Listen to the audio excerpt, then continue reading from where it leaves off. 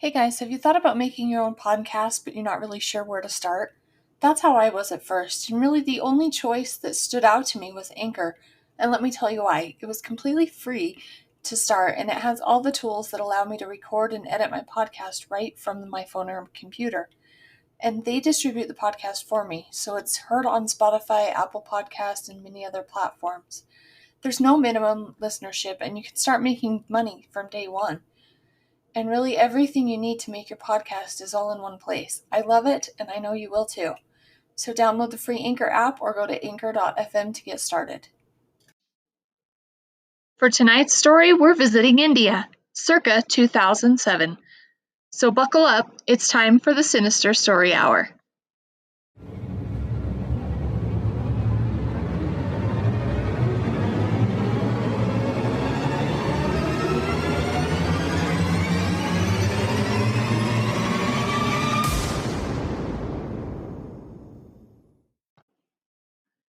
Welcome, everybody, to the Sinister Story Hour with Steph, your host. Thank you for joining me again another week. And I know the audio tonight is not going to be perfect. I am working on it. I'm in between equipment. So by next week, that should be fixed. But just be patient with me for another week and we'll hang in there. And I'm still learning, of course. So welcome to episode number 3. As I've mentioned before, sinisterstoryhour@gmail.com is the email for all of your spooky stories. If you have any true crime, murder, anything really, any kind of spooky story, I'd love to hear it. So please share it, and I would love to share it with others on the show. So I will get into our story. So tonight we are in India, as I mentioned. We are in the village of Mushahar, located in Bihar, India. The year is 2007. And one day the police station just all of a sudden has their phones going crazy, which is not the usual day in Bihar, India, apparently. So the police answer the phone. They're told that the villagers have captured a murderer. So they rush to the scene, not knowing exactly what to expect, of course, because this is probably not something they run into every day or every week in India, in this village. So once they get there, they cannot believe what they're seeing. The culprit is actually an 8-year-old boy. So that 8-year-old boy's name is Amarjeet Sada, and that's who we are talking about tonight. So Amarjeet Sada, of course, a very young boy, did not have the most prosperous life. It didn't seem like. His father was a farmer, and not only that, he was described as a penniless farmer. So it wasn't even like it was a lucrative thing for their family. It seemed like their family struggled a lot with poverty and hunger and things like that when he was younger.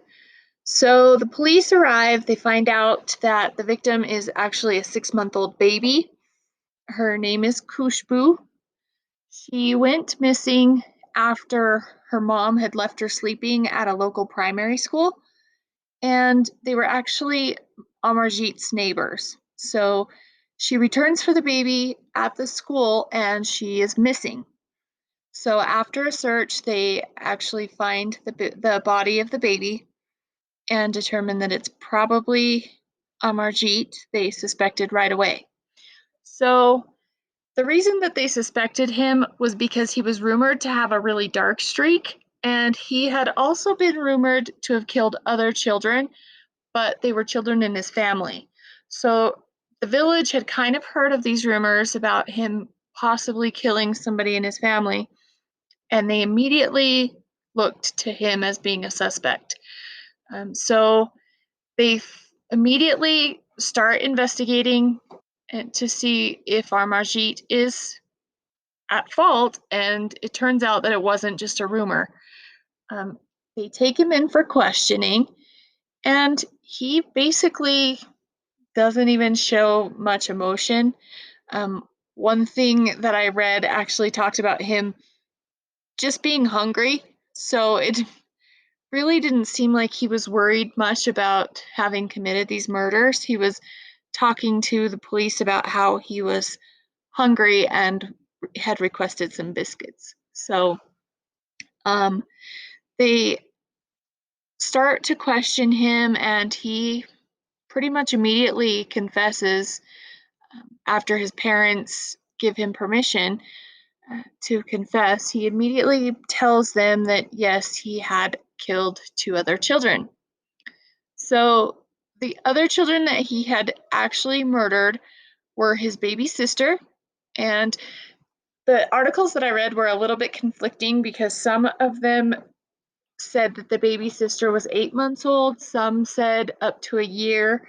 So I'm not exactly sure, but at least under a year old, his baby sister. So he actually committed his first murder when he was 7 years old. His 1 year old sister was sleeping peacefully in his mom's lap, and he picks up the baby. And I can't imagine in my mind how this went with his mom not asking a question of why the 7 year old is picking up the baby and just walking out of the door. But he takes the baby into a deserted field and he returns home. And when he gets home, he doesn't have the baby with him. So the family starts to question where the baby is, and he leads them to a field to show them. And in that field, they find the body of the baby buried under dried leaves and grass. So that was his first victim. Nothing was ever done or said. His family actually tried to cover it up because they wanted to protect him. They didn't want anything bad to happen to him. So after he gets away with that first murder, it wasn't quite enough. So he soon finds his second victim. And he does the same thing to a 9-month-old, and he buries her the exact same way with dried leaves and grass. There were some accounts where it said that he would actually bury them with bricks on top of them and make sure that they were dead. So, um, again, that 9-month-old ends up being a family member. It's actually his uncle's baby that he murdered on the second victim. So, again, the parents know exactly what's happened. They want to protect Sada. And even his uncle, whose own baby was murdered, was quoted as saying that they were considered family matters. So they never went to the police, they didn't go to anybody else. But as I told you, the village kind of starts to hear these rumors and suspect some darkness happening with Amarjeet. He obviously is a troubled kid. Um, so he's questioned in this murder, and um, his family doesn't seem to really be too worried about it either. I know a lot of the articles talked about Amarjeet and his lack of emotion as he's in the police interview and not even acting nervous or emotional and asking for biscuits. But the one thing that really stood out to me was the lack of emotion kind of shown by his entire family. It didn't seem, and maybe it's a cultural thing. I've never been to India, so those of you who have, maybe you can share that with me. I don't know if it's a cultural thing to not show emotion, but I didn't see a whole lot of emotion coming from any of the family in this story, to be honest. So um, he finally admits that he had strangled Kushbu. He hit her and he crushed her with bricks and he buried her in the shallow grave. I can't even imagine my 6-month-old having to go through something so horrific, and I can't imagine losing a child that way. So I have so much sympathy and compassion for these parents, but I can't even imagine what they went through.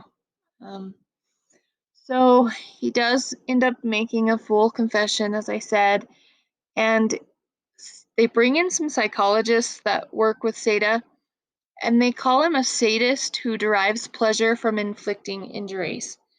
And it's pretty chilling to know that he's only 7 and 8 years old during the time that he's committing these murders, and he's actually getting pleasure from it. This is bringing him joy.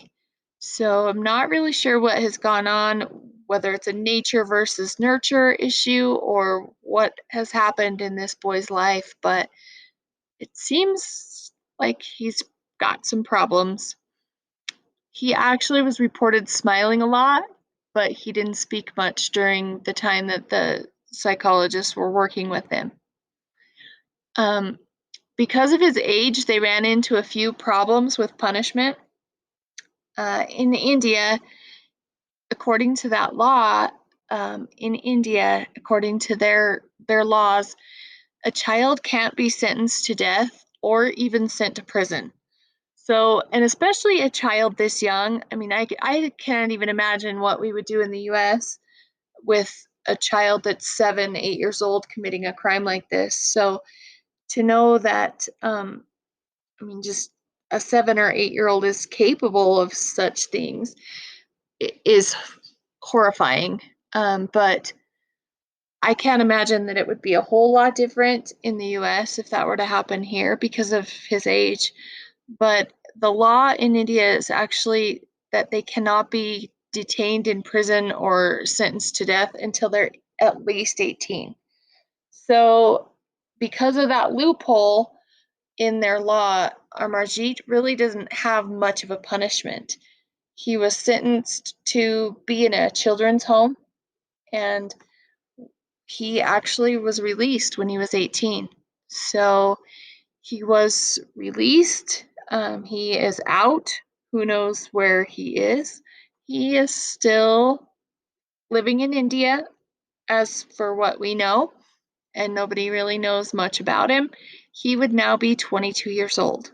And um, it's just an interesting story. So let me know what you guys think. I personally can't even imagine having a child 7 or 8 years old that even thinks about something like this. So it's a horrifying story to even think about, much less to read about. So if you have any other feedback that you'd like to share or suggestions for stories, please let me know. And if you have an opinion on Amarjeet and what you think should have happened to him or where you think he might be, let me know. So I guess that's all for tonight, and thank you for joining me, and we will see you next time at Sinister Story Hour. Good night.